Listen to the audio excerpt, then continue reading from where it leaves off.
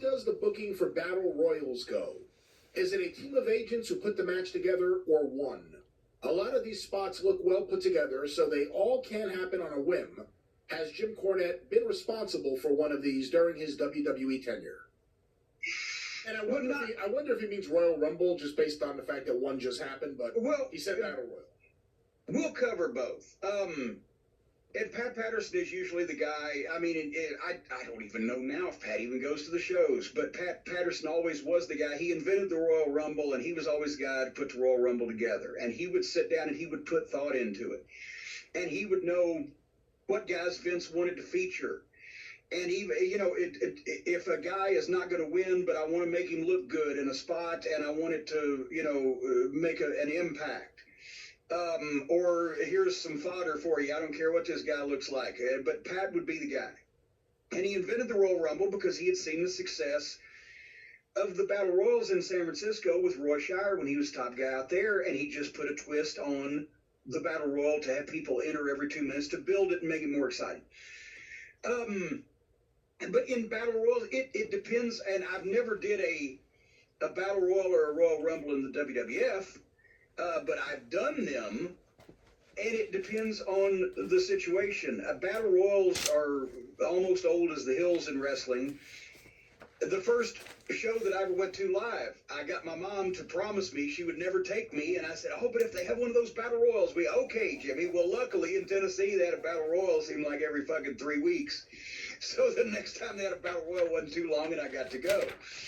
But sometimes it was a spot show thing. You've got a tag team match with 4 guys, and you've got 2 singles matches with 4 guys. Have an 8-man battle royal. You don't have to pay anybody twice. Or it could be a main event on a major show like they used to do with San Francisco, and you would organize it or budget for it accordingly. If it's a spot show battle royal, 8, 10, 12, 14 guys, whatever, you just tell the referee, okay, the last 2 or 3 guys need to be these 2 heels and a baby face, and somewhere or another, let's do this and that and the other thing to get the baby face over and send the people happy. Everybody else pick your spot. And the guys would just do it in the ring. Nobody would know because it was a big schmoz anyway. There was what we called the Titanic Battle Royals. That's where everybody dove over at the same time. One time, Eddie Marlin in Tupelo, which everybody hated working Tupelo. Eddie Marlin's the ring announcer and the promoter, so he's got to not only announce the match and ring the bell, but then run to the front window and check up the tickets while the match is going on, right? He fucking rings the bell to start the 12-man battle royal, and he turns around and he walks 50 feet to the front door, sit down at the table, and he hears the bell ring, and the fucking guy's won already. That's the Titanic battle royal. Everybody just bails all at the same time. But if it was a major town, you would put more thought into it. You would say, hey, and during this thing, let's have a spot between so-and-so and such and such, and maybe let's do this, and maybe you were shooting an angle out of the finish. So after everybody else got fucking dumped, the last 2 or 3 guys in there would go a while and set something up. Or in the old days in the 70s when they invented the 2-ring battle royal, which I don't know if it started in Tennessee, but they did it very early. But they also did them in Minneapolis and AWA and places. But they'd have a battle royal go on in each ring, and the last guy in ring 1 would fight the last guy in ring 2 in a regular singles match for the whole thing. And Tennessee changed it where everybody would start in ring 1, and you'd be eliminated by being thrown over the top rope into ring 2, which was side by side. And then you'd be eliminated for good by being thrown out of that ring, and then the last 2 guys would fight. Those things were just chaos. I mean, they used to have 30-man, battle royals with those things. They had the 50-man battle royal when Jerry Jarrett talked Eddie Marlin into building that 30 by 30-foot ring out of fucking lumber. And it was hard as a rock, but they used it in Memphis and in Lexington, drew houses on the world's largest battle royal, 50 guys. And again, it was, 20 local fucking outlaw guys and everybody that they had in the territory and a couple of special guests. And I guarantee you they told everybody, just pick your spot or we'll pick it for you until they got down to the last 3 or 4. I've done some on television, including in OVW and for Smoky Mountain Wrestling, where since it was TV and we wanted to make specific points and get specific guys over and have specific guys make an impression in a allotted amount of time, then I sat down and worked it out, and we told the guys step by step, here's what we'd like to see, not step by step, but the structure of it. And then they're still doing a lot of their own shit. Bobby Eaton used to have a deal in Battle Royals where if he got just a good-natured, this is a good rib, right? This doesn't hurt anybody's fucking property or damage anybody's career or hurt their standing in the eyes of their, Confederates, right? Bobby would tell a green guy to get a headlock on him in a battle royal. And then, imagine if there's 14 other guys in the ring and this guy's got a headlock on Bobby. And Bobby starts to shoot him off and says, one tackle, drop down, get it again, and shoots him off in a battle royal. So the guy's running toward the ropes, but he's going, stopping, pardon me, step aside, excuse me, step aside, pardon me, step aside, excuse me, step aside, hits the ropes. When he's starting to come back, he sees Bobby's not even there, right? He's gone. He's walked away from it. But that, they were very uncontrolled, probably the loosest, most ad-lib kind of match, and the guys would either take it seriously and it would be good, or they would ass off because it was an added spot show match and nobody gave a shit and it would stink. And that's where you would, in those days, come the closest to seeing some town killing shit go on. But and I used to, when I first got into business, I worked in 1,000,000 battle royals. Every night when I was on the spot show run in Tennessee, I'd be in a battle royal too. So at least to get it over a little bit, and I didn't invent this, I'd seen it done before. Jimmy Hart had done it, but he wasn't the first one either. But as the heels were coming to the ring, I would be in the group. And then right as everybody got to the ring, I would fucking drop down and roll under and slide into the ring and pull the apron skirt down over me, right? And the people would see that.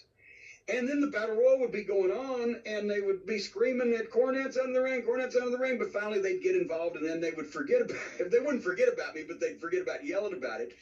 And I'd look at people's feet and see and count who was, and then finally when I knew there was supposed to be like 2 or 3 heels left with the baby face, then I would come out. Now we got the numbers advantage. And I'd stand back in the corner, maybe take a shot or two, but then suddenly the baby face would do some fucking Hail Mary where he'd double clothesline both the heels over the top rope and eliminate him, and then it would be me and him. Oh my God! And then they'd chuck me and get a big pop. So that was a spot show battle royal. It greatly depended. A lot of it was loose, but now with the Royal Rumble or anything you see on TV, it's time tighter than Dick's hat band, and it's structured down to who eliminates who, where, and how long. You brought up the San Francisco Battle Royal. That was an annual tradition. That was an annual drawing card. They did the same thing in Los Angeles at the Olympic Auditorium. And I always felt, back then, growing up as a fan, I feel a little differently now that the Olympic one was clearly much, much bigger, but that's mostly because it got the magazine coverage. And those images of Bruno in the middle of the ring or Andre, those are like some of my favorite images from wrestling from the Olympic Auditorium. Just those battle royals and seeing those outsiders in there with all of the regulars. Well, see, that's a lesson that any professional wrestling promoter can learn from, and it doesn't even have to be about battle royals. What they did in Los Angeles and San Francisco was they did bring in outside stars. They did build to it all year. They made a big deal out of it. They made the prize money legitimate by saying if there's 22 guys, each one of them is going to chip in, $500, and we're going to match it or whatever. So the winner gets $20-something thousand, which was huge money at that time, but still believable. Because, okay, if you pay an entrance fee for this thing, there's 20-something guys in it, blah, blah, blah. They had injuries that came out of it where guys would get thrown over the top rope and land on the concrete, and they'd be out for weeks, and they'd be talked about as being injured in the battle royal. They'd have partners turn on partners or friends turn on friends or controversy in the thing over who was going to win it. And like you said, especially in Los Angeles, one year they bring in Bruno Sammartino just to win the battle royal. The next, Andre the Giant wins it was always a major superstar. Or in San Francisco, it was always the hottest angle of Roy Shires is here. So that was made to be important. In some other places, and Tennessee being one, battle royals were thrown on the fucking card because just like plus extra special because you didn't have to pay the guys to work again in a battle royal. Make the card look bigger. puff it out. The managers in the Battle Royal, whatever, they just prostituted it. So, and they did it so often that it meant nothing. If a match of any kind was presented often and not made to be important and didn't feature the top stars of the company, then pretty soon prostituting it. Pretty soon it didn't draw and it didn't mean anything. And I learned this with the blindfold battle royal, which we've told this story before, but for Nick Goulas back in the old days in Tennessee, it was a spot show match as kind of an attraction for when you went to the high schools and the kids were there. Hey, there's 12 guys in the ring and they're all going to wear black hoods over their heads so they're blindfolded and they can't see, and the last man in the ring is the winner. And they even allowed pinfalls, because who wanted to go over the top rope when you were blindfolded, right? But you could see through the fucking things. But it was a goof match that was kind of fun for spot shows. Well, then Dundee goes down to book for Bill Watts, and that's one of the things he mentioned. And at first, Watts says, well, fuck, Jesus, that's bullshit. But then, wait a minute. And so the way Bill Watts presents it is as a main event, just 1-2 weeks around the circuit, which was hitting every major town once. The main event, an 18-man blindfold battle royal. Can you imagine what's going to happen, folks, when 18 of these 250-pound men blindfolded and can't see, fighting in the ring, trying to throw each other over the top rope to win a $12,000 prize or whatever the fuck it was? Can you imagine the chaos? People are going to be killed. That's the way it was presented. And the fucking thing drew one time. It's all in how you present any match, who's in it, and how you talk about it is how people perceive it. How did Dory Funk Sr. get the Texas Death Match over? He didn't have a Texas Death Match with no rules, the ultimate fight to see who the toughest man is, and then have a goddamn bullshit finish, or have the heel fuck the baby face, or just make it silly and do silly spots in it. He did a fucking match where they went 2 hours and both went to the hospital afterwards from blood loss. And then everybody was there that night, told everybody they fucking knew. And the next time they did a Texas Death Match, same thing. Somebody got hard weighed and they called an ambulance and there was chaos. People were throwing chairs and they got the match over by what they did with it and how they talked about it and who they put in it. And you can do the same thing today, even if everybody does think everything's silly and hokey. If you talk about something as something that the top star seriously want to be involved in and want to win, and you put the top stars in it and you don't weigh it down with silly, ridiculous bells and whistles, the people will take it seriously and you can get that kind of match over. And if you don't fuck them around on the finish or go back on the stipulation within a week. But if you don't do all those things, and people just think, well, it's more of this goddamn hokey-ass fucking blindfold battle royal shit. I want to remind you, Saturday, March 30th, 1974, at Olympia Stadium, the opening match, a gigantic 20-man battle royal. Well, and there you go. There you go. And that's because they were in a promotional war and they were hot-shotting. And kids, what happens when you hot-shot too long? You burn out. And 2 years later, I guarantee you that night, I bet you the Sheik had fucking 9,000 or 10,000 people in the Cobo, and I bet 2 years later, I bet you didn't have 3,000.